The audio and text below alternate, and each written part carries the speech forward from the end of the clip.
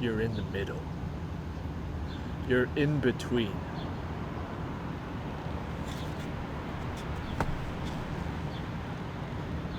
If you're in between right now, in between phases of your life,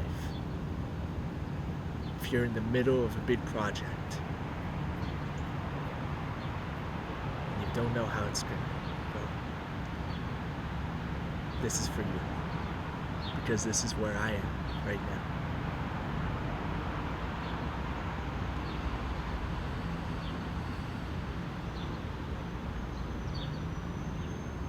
Today I'm thinking about rituals.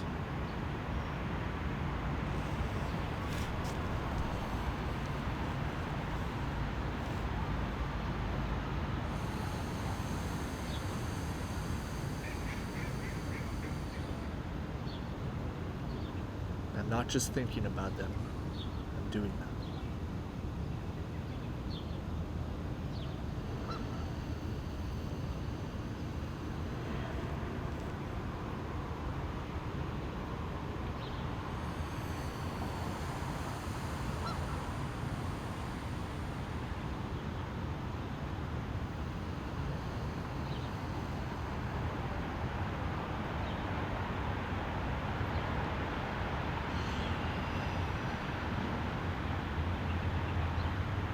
I'm trying to do them, but that's doing them.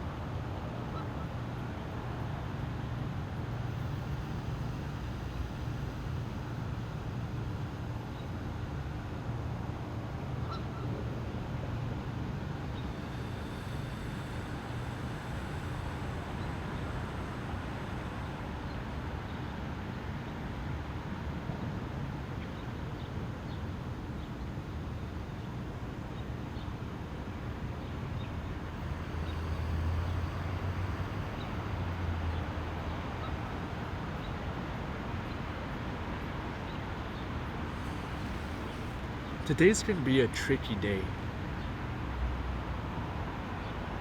What does it mean when I say that?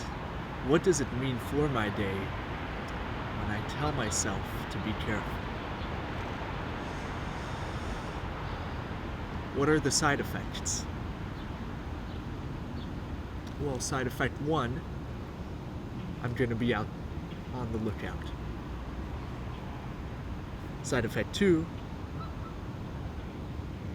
I might get triggered by something small. I might be more susceptible to confirming my own belief. Well, I'm always susceptible to confirming what I believe through my actions. And what that means here is my mental processes might follow a pattern that leads me to set of actions that, with my interpretation, make it clear that, yes, today was a hard day. That's not the side effect I want, right? Side effect I want is to be aware, to see the bigger picture of what I'm doing. If I'm getting tired, if I'm losing focus, if I get caught in by a video, by a message, by lack of message, a lack of response,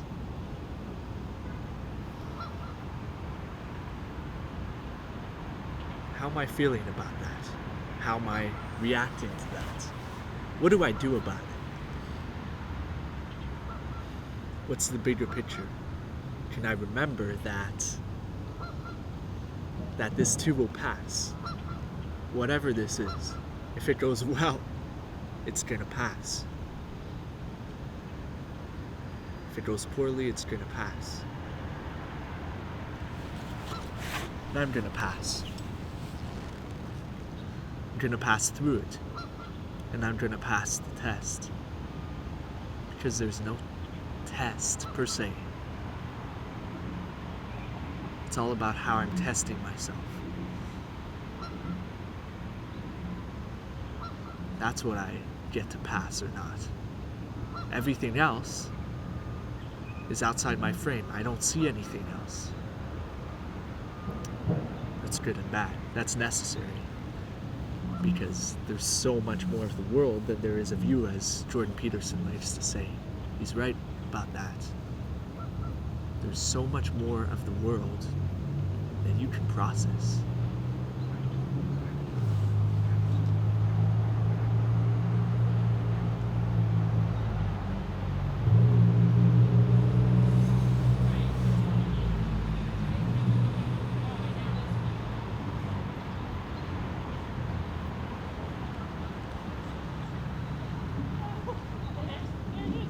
So the things I choose to say to myself, things I choose to process, the things I choose to say to myself lead to what I process and what I reject.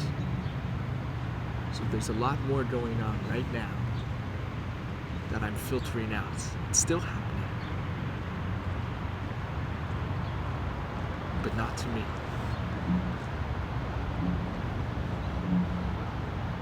Filtering out the fact that it's cold right now. In part, I'm filtering it out. I mean, I still feel it. That's a good thing.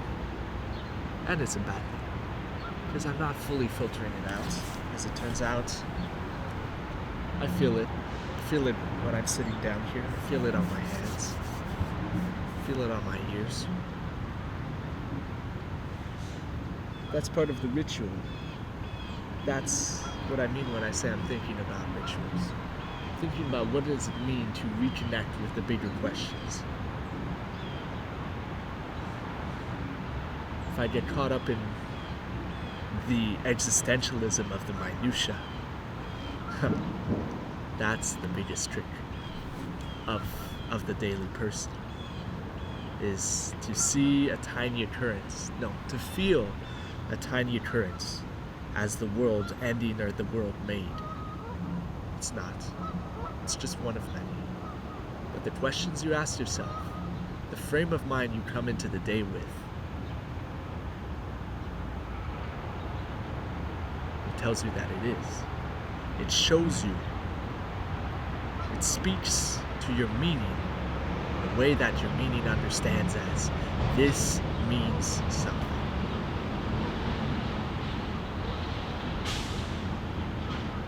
That's something you can only change by changing what you ask yourself, changing what your response is, changing what you act on to embody your response. You can change the question, or you can change the answer to change the question. And ritual helps with that. And this is something that I'm sure many of you can understand. And I'm sure many of you are making enemies out of people who also understand. You know, this is what going to church on Sunday is about. It's about meeting the same people that you met last week. It's about shaking their hands again, for what it's worth. About... Is my mic on?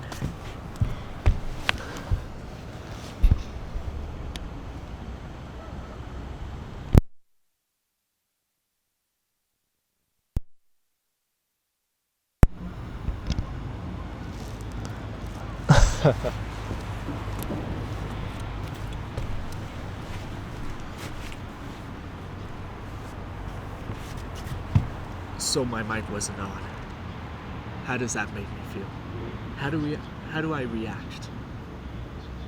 Because this is what I've been talking about in case you haven't been recording. I've been talking about the rituals that I set out the day with, and that frame what I take in and leave out for that day.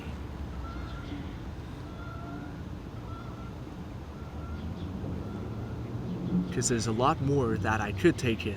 There's a lot more ways I could interpret what happens than the way I am interpreting.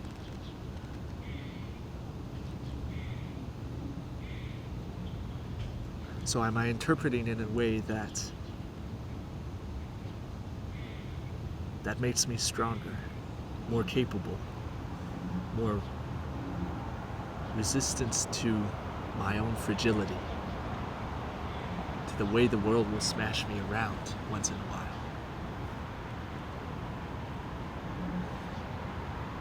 Well, let's test that. How am I feeling right now? That I probably lost all that audio in the first 10 minutes of this. Feeling a bit pissed off.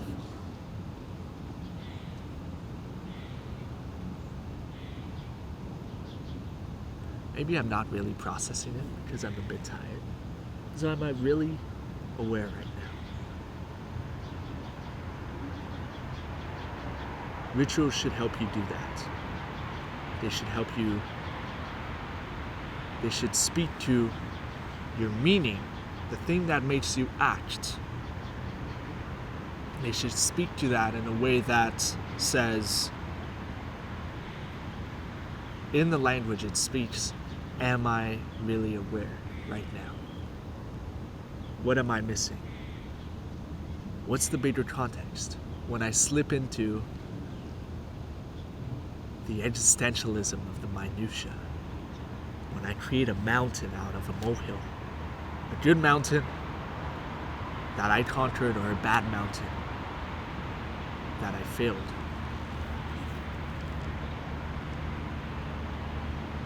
See, there's thousands of things that happen in a day, thousands of little things that I can make significance out of. So which ones do I?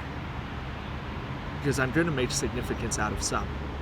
I'm going to handpick parts of my day, and that's what I use to narrate that day at the end of the day. We all narrate. We all tell stories to others, to ourselves, all the time. So what do I pick? Is my editor working for me? You know what I mean by that. I mean, is it acting in my best interest? Well, what are my best interests? My best interest is so that the stories I tell myself make me more aware, more capable of response over time, more sovereign over time, meaning not possessed by self-imposed and externally opposed momentary ideas. You know, things that are supposed to be transient become locked in. That's a problem. That means your editor is not working for you. But at the same time, you will end up telling yourself a story. So, what is that story? What are the things I pick out? It doesn't have to be all shiny and nice. It has to change the way you act.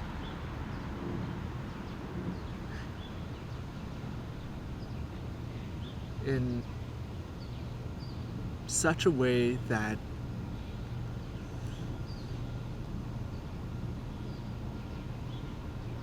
well, that's just it. Who knows? The stories I tell myself now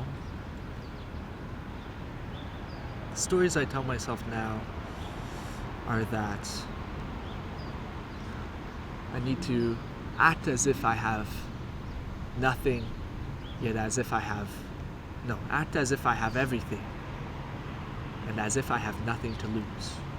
At the same time, everything, but nothing to lose. What does that mean? Nothing to lose. It means you're right on the edge. It means all of this could leave. Everything you need means it could all be gone and I would still be able to just keep. I wouldn't have lost it because it wasn't mine. And that can be a comfort to some. It can trick you into comfort, and then it's not doing its job. Or it can,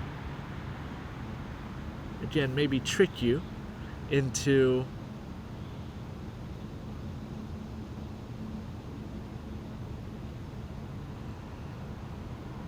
delighting in instability, thriving in it.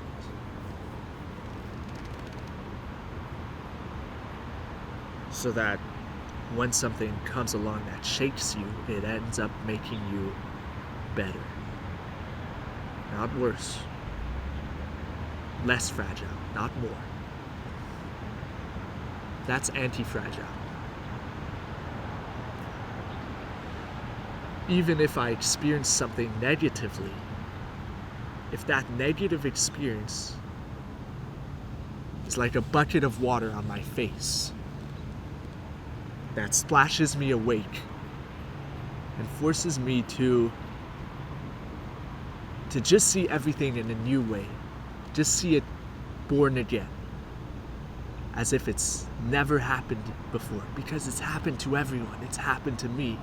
But it's happening now, and the memory is not the experience. The memory is compressed, the memory is narrated. So when you compress it and narrate it to another person, they don't experience what you experienced in the moment you lost your bus pass on the bus and had to run to school, walk to school, run to school, catch the tram, sneak in, hoping that no one would see you, hoping you wouldn't get caught. They don't experience that.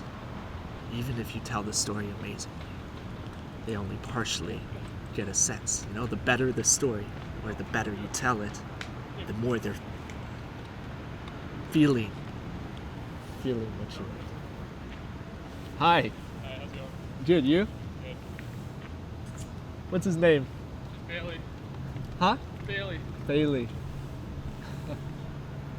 She's been running and she wants to jump in, but I don't want her. Oh, I bet. She'd probably go freezing after that.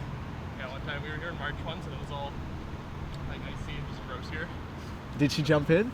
Well, she thought it was like brown. It was so nasty. Because it was so, It was yeah. so nasty you couldn't tell that it was water. Oh. So it was like -3 degrees or something. Did she get all muddy? Oh yeah, she went on from pause thinking she was about to like step onto it, so she just like face first into the water. And she had a That's bath, crazy. She had a bath like 2 days ago too. Oh, that's good. That's needed. Huh. Yeah, so not today. Enjoy the good days. The good running days. Have a good one, man. Yeah, you too. Yeah, go. I love that. I love the things that wake you up. That wakes me up. I wasn't expecting that. That's why it wakes me up. It's like my trip to Krakow. I had expectations. They got turned on themselves. They played me. And then I had to really be there. I had to really see what was happening. And I didn't know what I was going to do. Scary to many people. Scary to me. Scary to everyone. But if you go through it, that's the complexity. That's in the middle. On this side is the simplicity of your beliefs. Here's the world. Here's what it does to your beliefs. it shatters them. It makes mincemeat out of your beliefs. The world does. But if you try to hold on to shards, you cut yourself. Once your beliefs are shattered, don't pick them up. Look at the world. Look what it's trying to tell you. Every time. That's the ritual part. Every time. Because you'll tell yourself a story. And you'll record a memory of this. You might remember the feeling if it's a strong enough memory. But even then, it's going to fade. My best memories from Honduras, my worst memories after I lost my job, they're just shadows now. As beautiful as they were, they're just shadows. They're black and white. Doesn't mean they're not great photos. They're not movies, they're not VR. They're not lived anymore. They're in the past. They'll be lived again in different embodiments. They'll be almost reincarnated, let's say. You reincarnate past experiences by ritualizing them, by living them again, but for the first time. If you're just going through the motions, then your ritual has failed you. You know, it's done its job. It means you can tolerate stuff, but you're not living anymore. That's how you get stuck. But if you live it like it was the first time,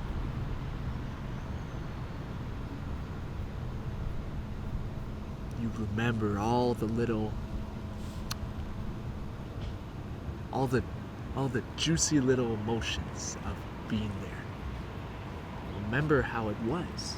You reminded of how it was that time in Honduras, of how it was that other time. You remembered the thought you had forgotten, and you remembered it, and you got to write it down.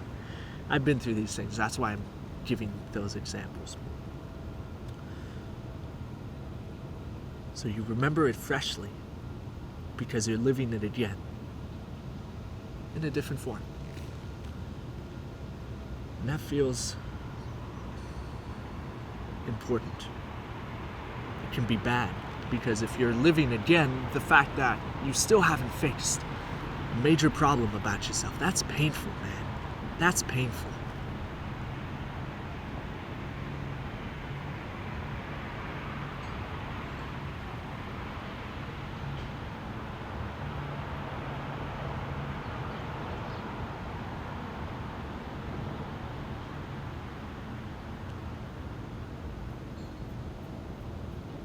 Gives you this feeling of anxiousness, like you're all torn up inside. You can't stand yourself. You can't bear it.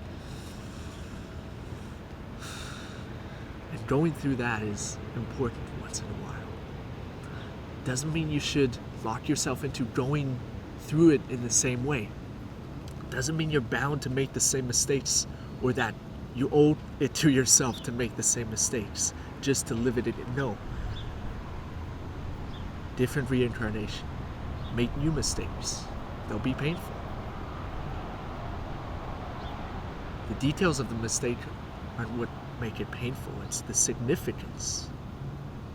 The power of significance is certainly more than the power of details. The power of specifics. Significance, specifics.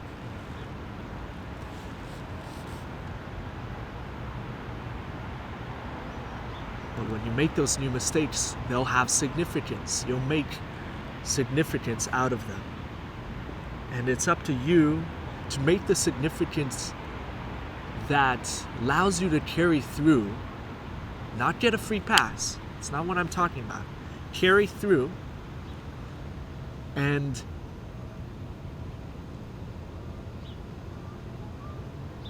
learn, man, and make new mistakes. And if you're making the same mistakes, which you will, If we could all make this mistakes just once, we'd be way ahead of where we are right now, wouldn't we? But we don't. Because we fail to notice the patterns that slip us into those mistakes. Comfortably slip us in like a fitted shirt. It's comfortable. It's you. It's you. Those mistakes are you. Of course you're making them.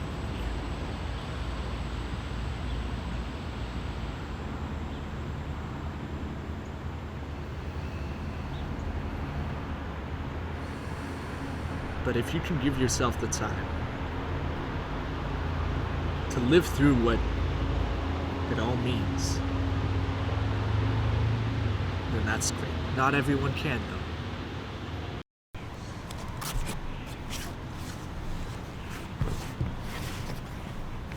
You don't want to suffer for 6 months.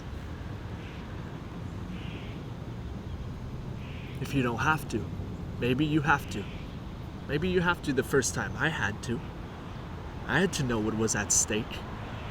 If I put my faith in the wrong stories, I had to feel that. I had to be told through experience, through 6 months of hell, of not knowing what I was for anymore. I had to be. But make it shorter next time.